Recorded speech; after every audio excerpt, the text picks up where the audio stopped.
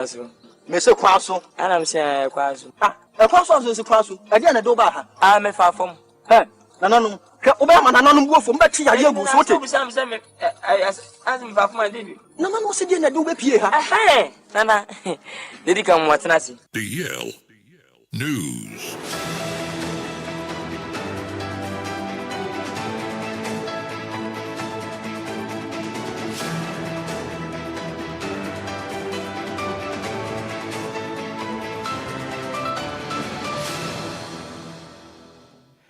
Yamamo akwaba Afrika siabano enchiremu enie akane auditor general Daniel Yao damribo smart tuja echiremu se omaga na yatim sese no public officials no ene ababo biden onkwankwa somo no so oye oswafo so oye mesebedwane o chirem se sikapa mudi ni kurom ha no odwene ho a ontiase yakram opani akaze chirem se edu baabi no na Ghana fo do madwene bu nkonta yesusu wo hwe Ghana pass de nema kwai dia empenifo amosum ye die wonum die u papa pasika omudwirigu ombotem no emu ya pa nanso pani kirem se nansen die se dia manfo susu no pode se dia buru susu so kirem se sie die aso abama na bribra empenifo no sika no omodo hu nsem yenu nyina da benkun ni mfa na mudi boma na omse sadi se ya o chense sande ya kono empenifo amfo ma na fancy foma ebe ha adwene ye pam Daniel Yaudam Lubo kirem se adia ba kwa de tene sempenifo ba pe na o makasa mimi ye MP mi busu market yampo enu 30,000 Ghana cedis simpo nsi de bia Ghana fo kasa tia yen o mo kasa sa na so kirem se eni bana ba sori afa akonnwa so na japade agwadwira gu ne botom no enya sem kuma ena wo bisa se sa japade no aya munya ne hen se wa busu market ya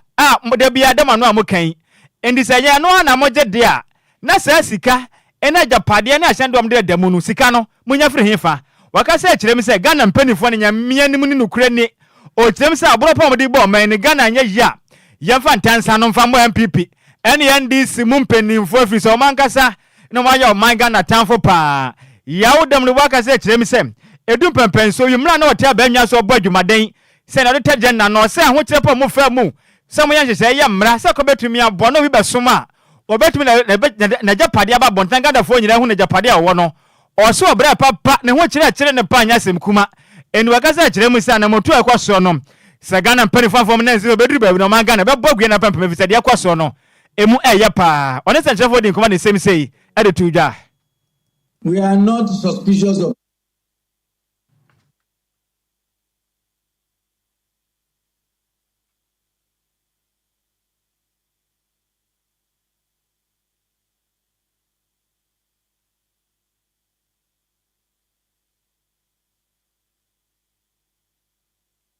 maximum 8 years. See how filthy rich they are. They are terribly rich. And if you look at their salaries, I used to see some of the MPs that, as Auditor General, we are not suspicious of them. They have proven time and again that they have been stealing the public fund. That's the fact. The evidence abounds. Look at the Auditor General's report. You see that people holding public funds have been always misappropriating or using the money for their benefits. Put the Auditor General's report aside. Many of them have been in office just for 4 years, maximum 8 years. See how filthy rich they are. They are terribly rich. And if you look at their salaries, I used to see some of the MPs that, as Auditor General, my salary is bigger than yours, but you seem to be 10, 20, 100 times richer than me. How did you make it? So the truth on the ground, not suspicion, is that they have been stealing public funds. That is why we want to know how much you had before coming and how much you had on your exit. I'm not saying all of them, but there are some of them who clearly have been abusing their office. Yes, I did. In fact, when we started, it was clear that even the judiciary, who we thought to be at the forefront of law enforcement, they didn't declare. In fact, including the former Chief Justice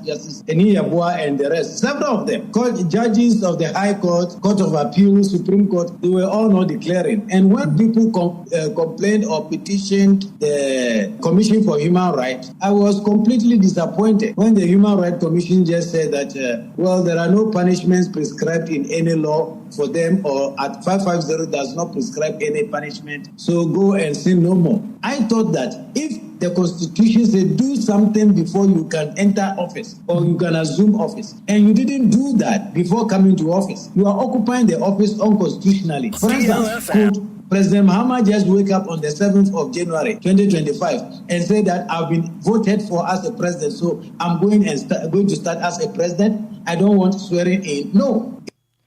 Nekrakra no ena yawo damrivo echre mu se ade ba ko aga na mampanin John Dramani Mahama ye na meke say no watimi edikra na set aka kire Ghana for Japade o wenyina no eye pa nanso ade ba ko tata na ha ne pa ne se Ghana mampanin na motu ani nyina ne se nke se o ma ne ho kwan na nka nipa bia mba modin wanim de ejina ne nchen ene Japade no eye se ne ya twere de ato ne ya tintim se betumi aboa na nka ofre akwanwa tina Ghana Japade bi kwahya ne to a yedna kwagina mra no ya twe de afre ne to sesa bi de obi edi jese ne aba ewura kusibom de ewura no turu ma twe na pie se betumi abo no Ghana Japade a amanyofo wia no yatimi agina nso kirem se ekwa mo fa sumpo edo ma Japade tudwa no aya na emfa kwampa so de do na betumi de bi mpo ade manyankofo di antoto so a se be ya eja kina bie no obi hu se Japade wa ne de ne so wi sika mpo a ebe ya dimpo se betimpo ahuni se onipa we waba me kro no. It is good to see that the president has declared his assets. I was not too happy seeing the envelope being given to the Auditor General because that goes more or less to support what people have all along been saying, that you put your declaration in an envelope, seal it and give it to the Auditor General, which is not the case anyway. You should have gone through the entire process so that they capture it, because you are supposed to verify the signature and be sure that the form has been properly completed. That at least should have been done, but it was not done. But it's a good gesture or good sign that the president has declared. And the most important thing is that he has given a deadline to his appointees and other public office holders to also declare their assets and liabilities. But to be honest with you, I think 31st of March is too far away, because the Constitution provides that it should be declared before you take office. So you should not be able to give somebody the 31st of March. Some will argue that at 550 allows 6 months, but at 550 is at variance or contradicts the Constitution. And I have a letter in my possession which was written by the former Attorney General Gloria Kufu, confirming that the provisions of subsection 4.1 of the at 550 contradicts the Constitution. However, we have all been upholding and following that. I'm also happy the president says those who don't declare is going to give them a punish or ask them to leave office. Any awoti ye aya kane Auditor General edema omai Ghana Daniel Yao damribo nenso ro so me ne mu kiremu ene de asoma wie. Yento akase abone so na watcha yewura mu ya na ye Ghana Journalist Association for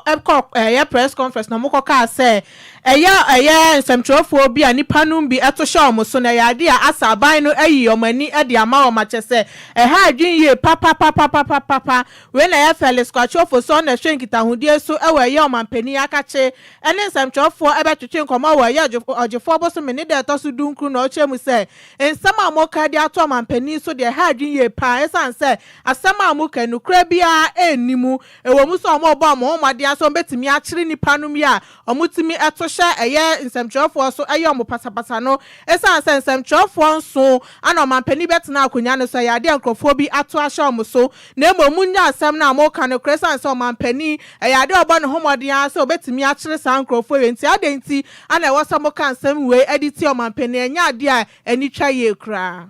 A press conference held by the Ghana Journal Association yesterday, in which it was claimed that 7 journalists had been attacked, and statements were made that sought to create the impression that there is some design by President Mahama and his government to attack journalists. It is a most regrettable narrative. We do not think that it is fair to President Mahama, it is fair to government, it is even fair to the Ghana Journal Association, or even to the journalists who are reported to have been attacked. Subsequent to the press conference, I have engaged the president of the Ghana Journal Association in my capacity as the Minister responsible for Government Communications, which then means that journalists who we work with are part of the stakeholders that we need to engage regularly. I sought to find out exactly what informed the press conference and why other alternative approaches were not adopted to discuss the matters with a view to seeking redress for those who may have been affected.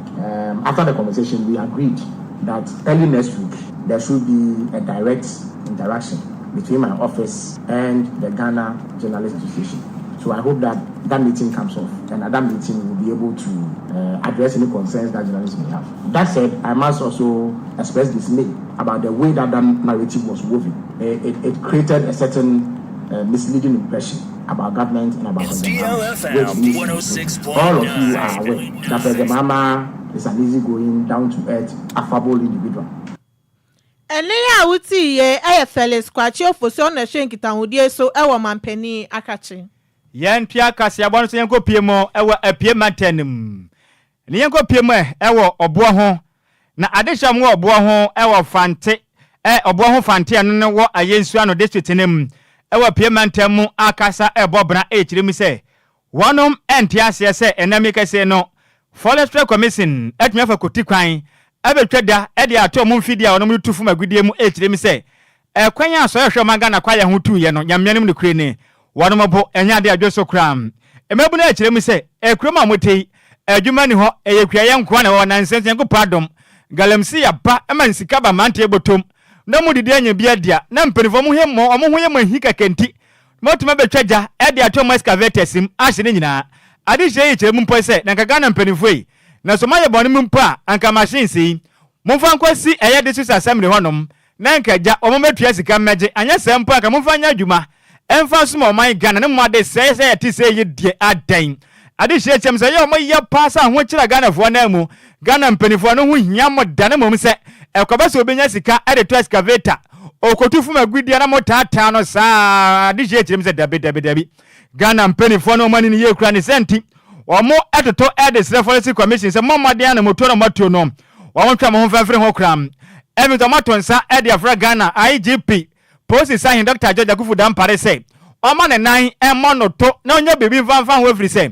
entum se mebunu baba momade akeka mo nsase akakoto excavator ye kwakotu fu magudi a na mujije atum keke na mfafide mponkonya adwuma yi Ghana mpenifo mebo yitrem so $100 ntefri ne kwa sa IGP afa ne bedu baby no ensan be jinse mu ye pam na sere member edema enum apampamu north eye electoral area eye edu Jamfi Douglas o kire mu se san yama na ekoso na ye ne ye vice president be pempotem ba mo no ho maden ena mo ka sai sen ka munya botrempo na nko mu didi nko won mu kwa hodo mefa so na nso num de ntia Forestry Commission fo ja editor machine nem odin sem sei edesum centrafo na mranti abuko jan a ene omo jamachi a pese ohaw kese na yakum nyina ne se ekuma se ekura e family community e bia ni hase small scale mining na wa na mranti ne su eyibi erinya wano aduane ya wada ni nya ne se sojafo aba hase intimate e me bai betom e bai ne nye sojafo ne na ye rapid forest for na aba eti ibusa o se bidam wadi chom na busa o se ni chomo na se bibi ho ne beka ne ya hwe ne atoto ne mara sumjaba me dem kasa o se as part of normal duty forest officers into the mobile. It is doing Gomaka and I'm here, say, Sadia, my first site owner, Ombusam say, Mati say, more forest man, I'm sure there be. My check it, Mebusa, there's so many more forest, more buffer. It's even in the kind now because my first site owner, Manana, one in Casano, Hello, Swasano, that's Yunda. And Muna, Ebe Casano, and your copy of network war, say, Nija, Ranty, go actually, rapid for, number, Nija, do actually. It's a Casai, behavior, no terms of okay. So Sadia, and ye, Minkochamo, or Bonkum, I'm first site owners, no mumbra, no back. No be free ne mrante na ewo site ase na ba iti wo atwema ya twema yeti ane se omu ba omu dibirika eba iti omu manyina iti omu manyina no na mrante bi ma so tie se omu dijato excavators no ampedampa ye ba na ija the excavator ma ni nyina nan ni nyina esi bubu ai ha bi papa pi sere aban se yikuma se adwuma ni ha adwuma ye mrante ne ye eni kwayo omu ye ni iti obi a ana ni ai na so forest for be sa omu hwem omfa asem no nto ne ko a esibre ema ye eni awoti ye aya samre bempa edema adehia wonom ewo enum apampam eye north eye electoral area ne den ede edu Jamfi Douglas ne kwakra no mebura mo wo boa ho so kiremu sei edu baabi asetremu aye den Ghana mampanin John Dramani Mahama be yanka ye bribi le de ekosi do mobo enyo sokra mebu ni bi krampo kiremu sei o kada na modi ye adwuma na nso galam sei ba ye ama manya sika etumi de bi ebo bra etime di nya bi edehwa moyere na afin so mo franti ade ampanifo ayi o mampani ma betina motorbike so amdo akwa akina manya sika dia na afisa de akoso no emu oya pade hyezu gimre ene sentrafo kasae Yesro ma omo hwehwe maye na nipa bɔne fo omo ta akiro mbe ya saade we no omo fo omo fam la kwan so esan say adwuma na ayeye no e small scale mining ana yehwem wo Ghana ha enu adwuma no se de wo ye na ayem la kwan so pe na ye no nti nipa bɔne fo a omo bedi sa adwuma no ye pese mpanyimfo ehwehwem no omo ye omo mpire de me ya wo mu ne sa machine we aba no ebi o ha 2 weeks cramp enu ye wo twa machine chi ma machine bi bia ye foforo enti omo de janu tu na ye hardly so obi be on kra so be de obedum janu fine mo ba na sa machine ye jwana sa mo mpire e de na o sa mo ye o sa mo follow be remra mo betime ejira so mo tumi sa machine no mo lori akọ fine ye betime na abo o man no ye bibi ye betime na lift bibi e de abo o man ye betime die got ba machine foforo ba e ho ka be bia kra ye sha se eti no o ma di ja betum a che machine na ho bi because juma na ya no mo je percentage wo mu enye say asole keke na di machine si abesi site ya say ye juma o ye di machine si ba no ni na ye tua ekro obefa so bia asa na di machine bedu ye ka say bush ye bia no me na moyi man go school me na ejuma bia me ni mu ma na ma ka say me depend ko ya di ejuma ana say me go so bi me o kada na me twi small man ni ba yi na me ado amafukọ ni ye ejuma me nyakakra ndi say o ma be shi machine small man ye breaking wan na me nko fa no na me so menya bibi ya de e de ato aduan di si ami na mo akola ba ko oba timi so amehwe no ndi say ejuma ya say wan na me fa no ana aban no obeba na wa betena mechi na me na ran no etu ameka na o chami ani masamka o se na wasuma emebunu ye senti o mampeni ma betena moto na chi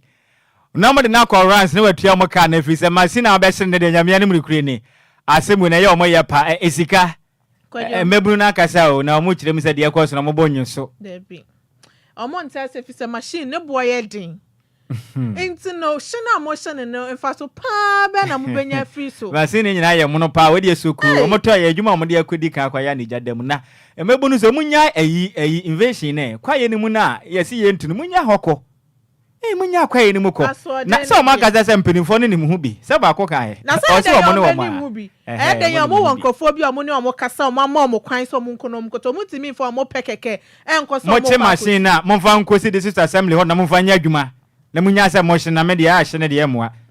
isika ye nko yanim yanto akase bone so no mampani dada be de eche Dr. Mahmoud Baomia eden nsema beto mampani John Dramani Mahama nim se eye bosho obesha yesa so be ye mampani e de ama eye omanga na nina no ombo modia no ni bosho so no njai se oyi nkrofo bi e de from adwuma fi se saade no ye ne de nya ade a etwa ye kra esan se nipa pina na ye kasa afa ho na waye mampani dada be de eche yi de ont na se emfa ni nsa enhye ni dem ni from na mmom obekasa into osra mampani John Dramani Mahama sa omomodia no moye na ya ho ban na de o ya ne de nya ade a etwa yie e wo Facebook page bi obeye no endo awukuo ana eye Dr. Baomia eche se eye ade a aban dada no